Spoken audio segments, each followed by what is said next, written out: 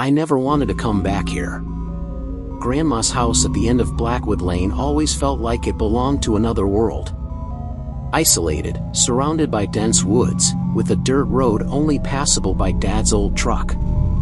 It took 6 hours to drive from the city, then a half-mile hike because the path was too broken for any vehicle. The car shook violently as the front tires crushed gravel and loose rocks on the neglected road. My phone's GPS had lost signal miles ago, and my only guide was the faded paper map Dad had given me, with a red pencil mark circling a patch of Michigan State forest.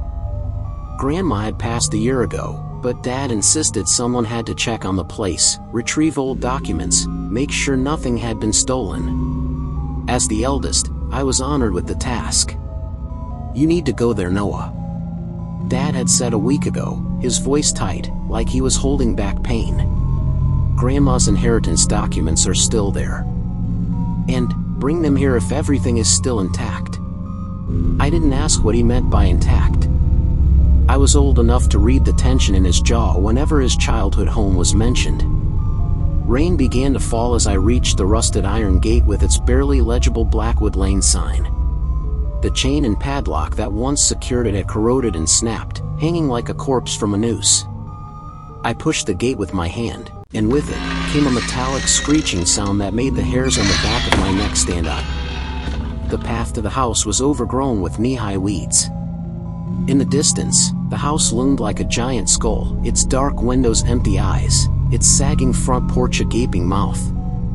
I walked slowly, my backpack feeling heavier with each step. I took a deep breath before knocking. No answer. The front door was unlocked. The moment I stepped inside, stale, dusty air wrapped around me like something alive. The smell of old medicine, long extinguished candles, and something else. Something sweet and rotten, like meat left too long in a dead refrigerator. I turned on my phone's flashlight. The living room looked the same as I remembered from my last visit 13 years ago. Grandma's rocking chair by the fireplace, the wooden table with its frayed tablecloth, family photos in dusty frames. But something was off. The photos weren't where they should be. Some were upside down. Others were missing entirely, leaving lighter patches of dust on the wall. And in the big family portrait above the fireplace, someone's face had been scribbled out with thick black ink. I didn't remember who was supposed to be there. That night, I decided to sleep in the guest room upstairs, the only one with a bed, though the sheets smelled musty, untouched for years.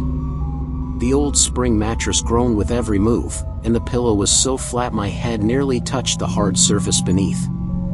The room's light didn't work, so I relied on my dim phone flashlight, casting swaying shadows on the peeling wallpaper. The air was thick, damp, clinging to my skin like a living thing. The small window in the corner was covered by yellowed curtains, and the night wind made them shift slightly, as if someone was peeking from behind the fabric. I lay down, trying to calm myself, listening to the rain tapping on the corroded tin roof. Then, the sound came. Not human. Not the wind. It was something moving inside the walls.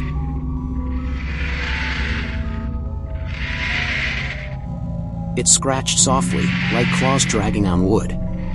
I held my breath, trying to track it. Was it behind the bed? Under the floor? Or somewhere?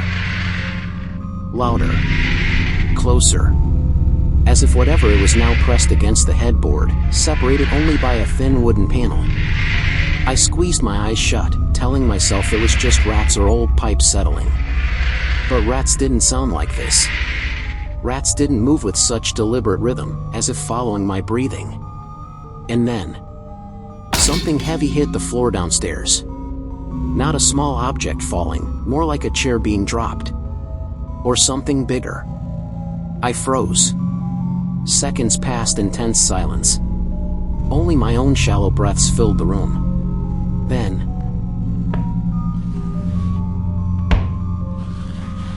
something was being pulled across the wooden floor. Slowly. Purposefully. Like something or someone, dragging a heavy object. Or maybe, dragging itself. I didn't move. Didn't dare open my eyes. Outside, lightning flashed, and for a split second, the room lit up in cold white light. In that instant, I saw it, a tall, thin shadow standing in the corner. But when my eyes snapped open, there was nothing. Only darkness. And the sound still going. Getting closer. I didn't move until dawn. The next morning, under the pale sunlight seeping through dirty windows, I forced myself to explore further. The kitchen was a mess, dusty plates, rusted cans of food. But what caught my eye was the small door in the corner, the one leading to the basement. I was never allowed down there as a child. "That place is dangerous, Noah," Grandma had said sharply. "Bad things happen down there." Now, the door was slightly open. With a heavy breath, I slowly pulled it up. The steep wooden stairs descended into the darkness, and the smell of wet earth and something like dried blood penetrated my nose. My flashlight swept across the room. This wasn't a normal basement. The walls were covered in strange markings, charcoal symbols, photos of people I didn't recognize, writings in a language I couldn't read. In the center stood a large wooden table with ropes tied at its corners. And in the far corner, a doll. Not a normal doll. This one was old, made of cloth, with tangled human hair and mismatched button eyes. On its chest hung a faded tag. Rahima. My heart stopped. Rahima. She is my aunt who disappeared before I was born. My father once told me about her when I was little. And then, a footstep on the stairs behind me. I spun around so fast my flashlight fell, its beam spinning wildly across the walls. No one was on the stairs. But upstairs. The sound again. I grabbed my flashlight with shaking hands and bolted up. As I reached the main floor, something moved at the end of the hallway, a shadow too tall, too thin to be human. I sprinted for the front door. But as my foot hit the porch, the door shut behind me, as if pushed by an invisible force. And in the guest room window, she stood there. A woman with tangled long hair, her body emaciated, like she'd starved for years. Her eyes were too wide, too black. And she was smiling. I didn't take anything from that house. I ran to the car, keys already in hand. The engine roared as I slammed the gas, tires kicking up gravel and dust. But in the rearview mirror, as the house shrank in the distance, she was still there, standing on the porch, and waving.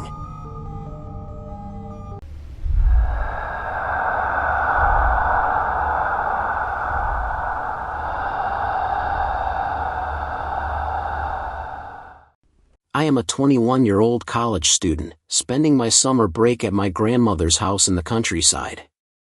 But this place is more than just a vacation home, it's always been my little sanctuary. Every summer, I'd run through the wildflower fields, explore the woods behind the house, and fall asleep in my small bedroom with its wide window overlooking the trees.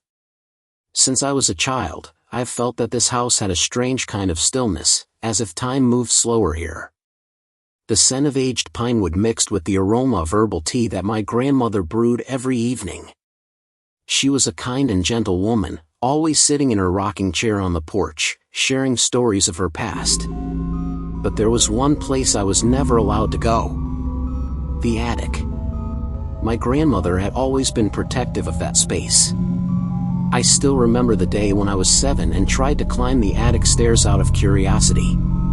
Just as my fingers touched the doorknob, my grandmother appeared out of nowhere, pulling me back with fear in her eyes. "Never go up there," she said. "It's dangerous," her voice more serious than I'd ever heard before. I was too young to question her. But I could never forget the strange nights that followed. There were times I'd wake up to the sound of footsteps above my ceiling. When I asked my grandmother about them, she would only smile and say, "It's just the wind, sweetheart." But one night, I saw something. A shadow, standing behind the attic door. I woke up to a soft tapping sound coming from the stairs. As I peeked into the hallway, I noticed the attic door slightly ajar. Through the narrow gap, I was certain I saw a small figure standing in the darkness. Terrified, I ran to my grandmother's room, crying. The next morning, she told me it was just a bad dream. She stroked my hair and reassured me that everything was fine. But there was something in her expression, something unspoken, that told me she was hiding the truth. As I grew older, the strange occurrences faded, or maybe I simply stopped paying attention. I spent my summers here like always, pushing aside the uneasy memories. But this summer, something changed. The moment I stepped inside the house after years of being away, I could feel it. The air was colder than usual, despite the warmth outside. And as I walked down the hallway toward my room, a faint metallic scent lingered in the air. And for the first time in my life, I saw real fear on my grandmother's face. I caught her glancing at the attic stairs more than once, her expression tense. When I asked her what was wrong, she simply shook her head. "You must be tired from the trip. Get some rest." But I knew something was different. Something she wasn't telling me. And that night, it all started again. As I was reading in bed, the lights flickered a few times before stabilizing. I dismissed it as an electrical issue. Old houses tend to have those. But then, I heard a faint sound outside my window. A soft, slow scraping. Like nails dragging across the glass. I swallowed hard and turned to look. Nothing was there. But the feeling was back. The same unease I had as a child. The feeling that I wasn't alone in this house. The next morning, I woke up feeling restless. The air should have been fresh, but instead, there was a heaviness in the atmosphere. Then, I noticed something on my nightstand. The book I had been reading last night was open, to a completely different page. I was sure I had closed it properly before going to sleep. But what disturbed me more was the dusty fingerprint on the cover. A print too small to be mine or my grandmother's. I hesitated before heading to the kitchen, where my grandmother sat quietly with her tea. Her hands were wrapped tightly around the cup, and the dark circles under her eyes told me she hadn't slept. "Did you sleep well?" I asked carefully. She paused for a moment, then shook her head. "Just bad dreams," she muttered. I wanted to ask more, but I knew she wouldn't give me the answers I was looking for. Later that day, I wandered through the house, trying to shake the unease settling in my chest. But then I saw it. The attic door. It was slightly open. I froze. That door had always been locked. My grandmother made sure of it. So why was it open now? I glanced toward the kitchen to make sure my grandmother wasn't watching before stepping onto the creaky wooden stairs. My heart pounded as I pushed the door wider. The attic was dim, the air thick with dust. Old furniture and forgotten belongings filled the space, casting eerie shadows in the faint light from a small window. Then, my eyes landed on something in the corner. A wooden chest. Unlike everything else in the attic, it wasn't covered in dust. It looked recently touched. A chill crawled up my spine. Slowly, I knelt in front of it, fingers trembling as I unlatched the rusted lock. Inside, I found an old photo album. I turned to the first page. A little girl in a pale blue dress. I frowned. I didn't recognize her, but she was in almost every photo. And something felt wrong. The air in the attic grew colder as I flipped through the pages. My hands shook as I reached the last photo.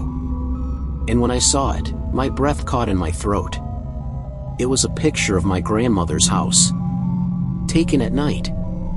Through the attic window, a shadowy figure stood behind the glass. I slammed the album shut, heart racing. But before I could stand, a floorboard creaked behind me. I froze. Slowly, I turned my head. In the shadows, something was there. A small figure stood in the darkness. I couldn't see her face, but I could feel her eyes on me. My breath came in short gasps. My body refused to move.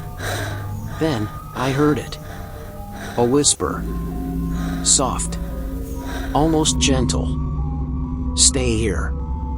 I jolted backward, finally finding the strength to move. In a panic, I ran down the stairs, almost falling when my foot slipped. I didn't stop until I reached the living room, gasping for air. My grandmother was already there, watching me with an expression that said she knew exactly what had happened. Without a word, she took my hand and led me to the couch. "There's something you need to know," she said quietly. I swallowed hard, still trembling. She let out a slow breath before continuing. "The girl in the photos, she's not a stranger. She was your mother's sister. Her name was Eleanor." I stared at her, my heart pounding. "What happened to her?" "She fell from the attic window," my grandmother whispered. "We never knew if it was an accident or something else. But since then, she's never left." A cold shiver ran down my spine. "And now?" I asked, my voice barely audible. My grandmother met my eyes. "Now she knows you can see her." The air in the room felt heavier. That night, I didn't sleep. I lay in bed, heart racing at every creak of the old house. Because I knew she was watching. In the morning, I decided to leave my grandmother's house, without even saying goodbye.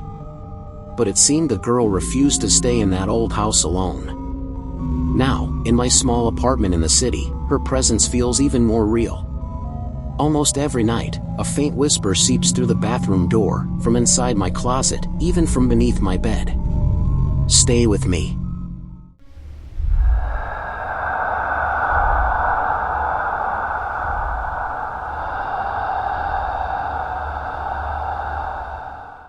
My name is Clara.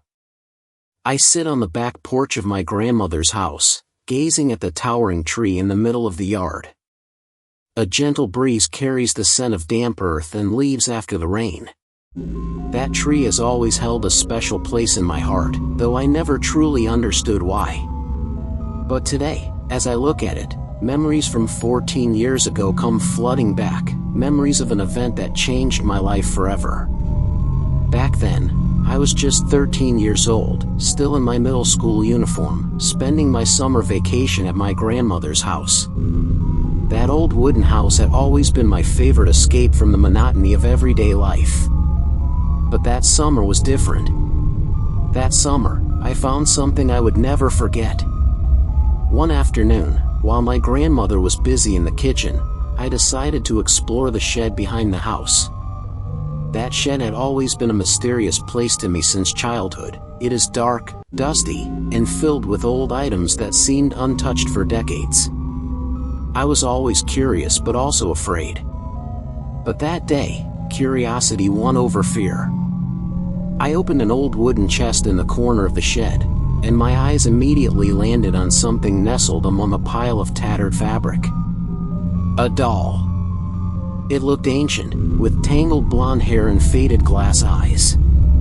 Its dress, a light blue, child-sized one, was tattered, and there was a brownish stain on its arm. I picked it up carefully, feeling the cold, hard texture of its porcelain body. There was something strange about this doll, something that made me unable to put it back. I decided to take it to my room. Grandma won't mind, I thought. After all, it would probably just end up in the trash if I left it there. I cleaned it gently, trying to remove the dust and stains. But the more I cleaned it, the more I felt something was off. Its eyes, which had initially seemed dull, now appeared to glimmer faintly, and I could feel a strange vibration flowing from the doll into my hands. I dismissed it, thinking it was just my imagination. A few days after the doll was in my room, strange things began to happen. I started hearing soft whispers, like the voice of a child speaking. At first, I thought it was just the wind or the TV from the next room. But the voice grew clearer and clearer. "Help, I want to go home," it whispered. I felt a chill run down my spine.